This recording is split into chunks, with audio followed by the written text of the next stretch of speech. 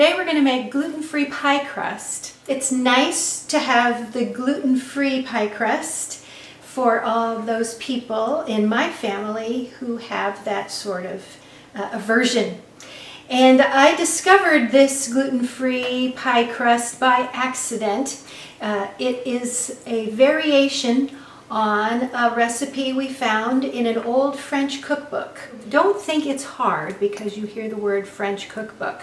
It's really a very simple recipe. The way it came to me that this would be an appropriate recipe to translate into gluten-free is that it contains an egg. Gluten, as you know, is the fiber that holds any bread product, whether it's rolls or bread or a pie crust, together. The gluten fibers are the thing in the wheat that holds it together.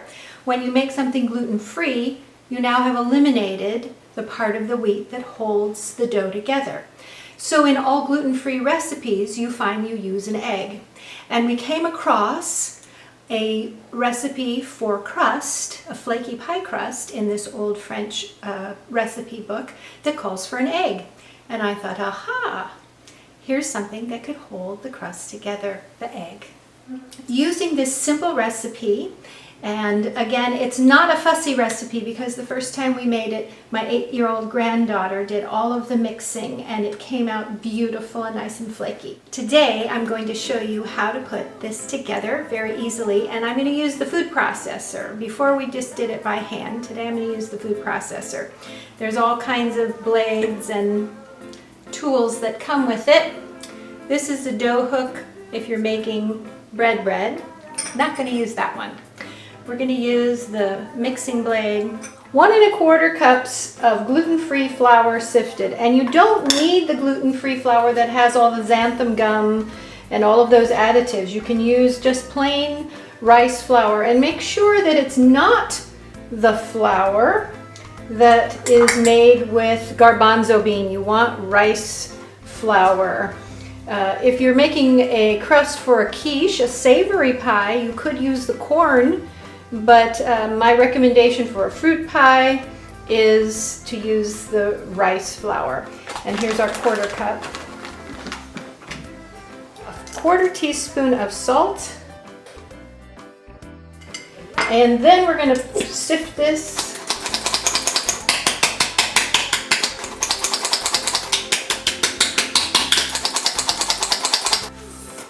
Okay, now I'm going to put it in to my mixer. 1 stick of unsalted butter. Why would you use unsalted butter and then put salt in it? Reason is you use unsalted butter so you can control the amount of salt that you put in. Salted butter, you don't know how salty that butter is. Somebody else put the salt in. So when you're making pastry dough, you use unsalted butter and then you control the amount of salt you want in your pastry dough. It's important to use cold, hard butter because you want your dough to be in flaky crumbles rather than a sticky mess. And if your butter is soft, you'll get a sticky, gummy mess rather than flaky, crumbly dough. And that's important to have your flaky pastry at the end.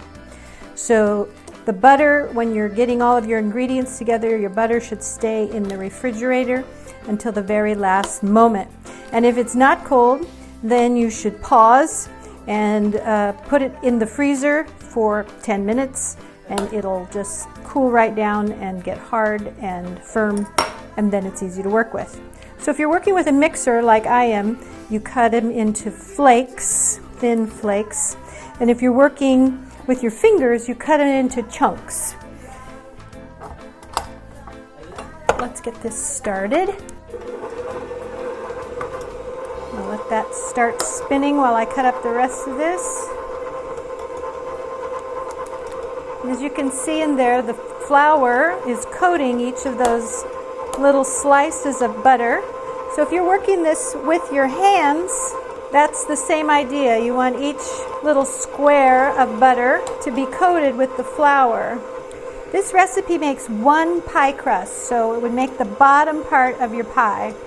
So if you're making a 2 crust pie, you need to do it twice or just double your recipe.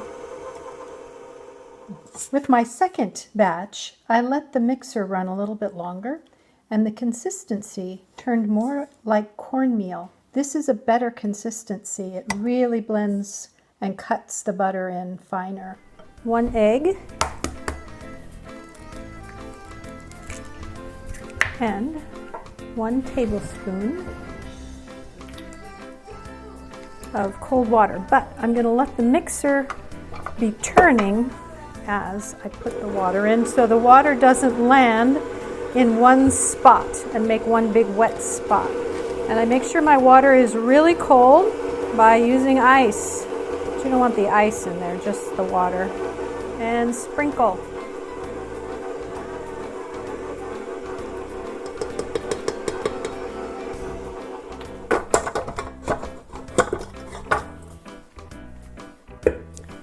And I'm going to get some plastic wrap.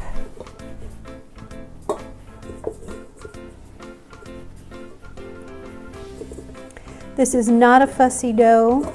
My 8-year-old granddaughter did the majority of the work the first time we made it, and it came out beautiful, so don't be afraid of it.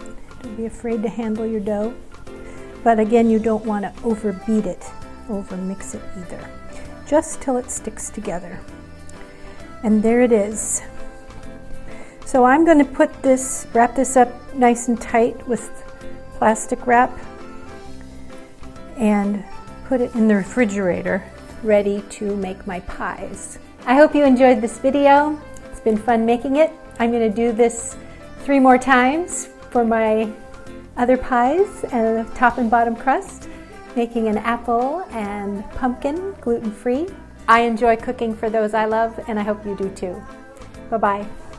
Thanks for watching Food with Steve and Deb. Please hit that big subscribe button. We've got a lot more cooking to do. Oh yeah, and take a look at our other videos. There's some good stuff in there. Cheers. Cheers.